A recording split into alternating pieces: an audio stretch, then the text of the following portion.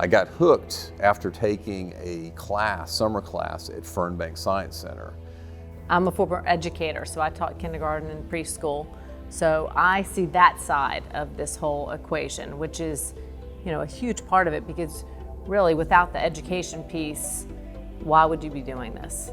Early on, after taking the class at Fernbank and getting hooked on computers, convinced my father, and again, I was just a little kid, I was grade school, convinced him that we needed one of these brand new microcomputers. When I took the class, it was several years before microcomputers existed, but then as soon as they came out and got somewhat established in the mid-70s, convinced him that we needed a microcomputer.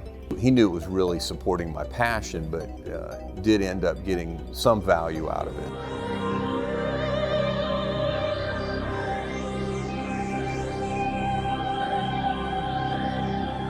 The Computer Museum of America is a nonprofit organization committed to preserving and educating about the artifacts that have led us into and on through the digital age. Our ultimate goal is that someone walks through this museum and becomes so inspired that we have our next great technology.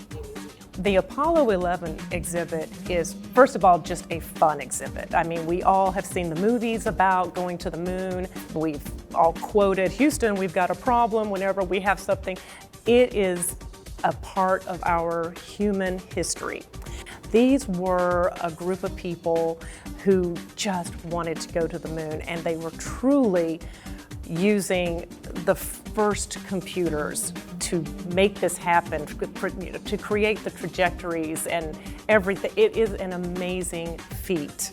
The Computer Museum of America is a nonprofit organization committed to preserving and educating about the artifacts that have led us into and on through the digital age. Our ultimate goal is that someone walks through this museum and becomes so inspired that we have our next great technology. Roswell is really located in the center of the whole technology scene in the Atlanta area.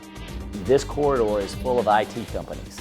The GM Innovation Center that's here, the 3,000 employees that are employed by AT&T that are in this region, Kimberly-Clark and their innovation and research and development that are all right here located in Roswell. This brings a whole group of people together, working more and more and more on the opportunities to build this whole city of Atlanta and metro area to be one of the leading technology centers in the country, if not the world. I think for me, it was walking into an old mall, but then going, oh my gosh, this is unbelievable. Of the 44,000, 10,000 feet of that is an event facility. It can be rented for any use. The other 34,000 is the museum itself. You're seeing much less than 1% of the entire collection. We're guessing that there's something in excess of 250,000 artifacts in the entire collection.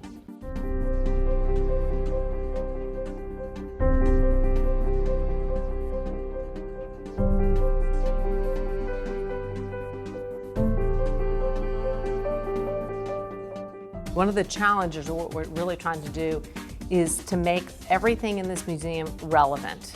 I think it's important that our kids have that opportunity to see where we were, but where we're going constantly.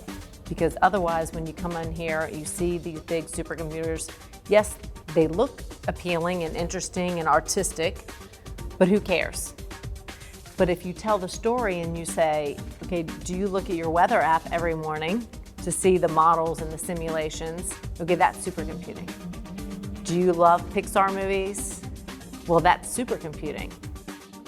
In addition, something that the museum has that I don't think is replicated in many places is almost an oral transfer of history among generations in a family. The grandmother may have sat in a room with 100 other, usually women, at a punch card machine, punching away, and we have one. And once a month, we have a volunteer come in and show people how to use it. These are computer cards, and each one of these cards would hold either a program line or data. They would hold up to 80 characters. So that would be like 80 bytes of memory. So after you finished whatever would go on that line of either a program or data. Yep. And the bad thing is if you mistype something, you just have to throw that card away and start over again. If you were unfortunate enough to drop your stack of cards, you had to totally put it together manually and know what order they should go in. So sometimes as a cheat, we would just hand write a number on each one of the cards so that if we did drop the deck or something got shuffled, we could easily put it back in order.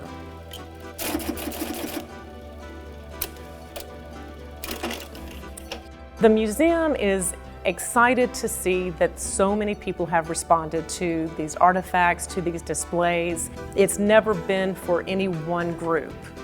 And it has been exciting to see the number of women, the number of children who are coming in and they're finding things that they can really appreciate, they can enjoy. They think they're coming just north of Atlanta to a little house to see a few computers on shelves and not expecting that this is a true museum, that it's not a lot of things just packed together, that there's a storyline, and that we're really trying to weave the thread of technology and where we've been and where we're going for everyone. It does appeal to children, women, men. All races have been inside this museum and have enjoyed it because technology has no walls. You know, I've been here to watch and be a part of the entire evolution. So I think each exhibit speaks to me or to us in a certain way. I think another aspect is that a lot of people would not believe how much Lonnie and I have been here doing things ourselves, making the creative decisions, putting the exhibits together, physically hanging things, moving trays around. It's been a true labor of love, and to be able to do it with your partner, it makes it fun. And then when one of us has to work late, well, we're both there together. I love the Byte magazine wall, and Lonnie really came up with how it was gonna lay out and what it was gonna look like. But to be able to see that span in one place of all of the covers of Byte magazine and how Robert Tinney did most of the original covers, of which, you know, Lonnie is friends with Robert and has the majority of his original artwork. And to be able to see that at the beginning they were very artistic and creative and they all told a story, and then over time they just became very mundane, very just boring. Became a products magazine, Right. rather than a hobbyist how-to. And here they are, Byte magazine all over a wall. My dad used to get Byte magazine every month because he was a Heathkit freak, I used to call him. So I think that tells a story in itself. And if you sit and we watch people come through and they're mesmerized by these pictures. And if you sit and you look at one of them long enough, you can interpret them the way you want. Some of them are lots of file cabinets in different ways, and then it has the computer sitting on top. So obviously that's all the files that go into the computer. One is, I mean, years ago, the watch and the disk drive that's going into the watch. Well, now most of us have an Apple Watch. We have had a lot of help with an incredibly creative person, David Laufer, who has done magnificent work with the murals that you see. When you look at the whole museum, it does get down to a handful of people who have done 95% of it. I mean, really, it was David, Lonnie, and myself that did the majority of everything. And we have two people that do the inventory, and Ann, who's our right-hand person, and we have the collection and we have the base of the storyline, and that's the most challenging to get.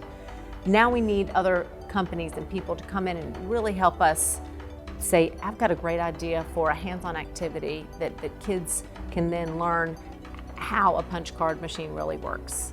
One of the things that we really want to do is have some sort of audio docent, some way to walk through and really get those stories. Instead of just reading it, how can we make it interactive. And that's where really big dollars come. We've set a goal in the next 5 years to raise $55 million. That's a big, lofty goal. But if you really want it to come to life and you add technology, because that's what it's going to cost. So if you want to find out more about the museum, please go to our website. It is computermuseumofamerica.org, and you will see what exhibits we have right now. You can find out how to volunteer. We can use all types of volunteers. This is a huge effort. You can find out about membership, hours open, special events that may be coming up. I think you can get most of your information, and if it's not there, you can email me and I will respond to you as quickly as possible.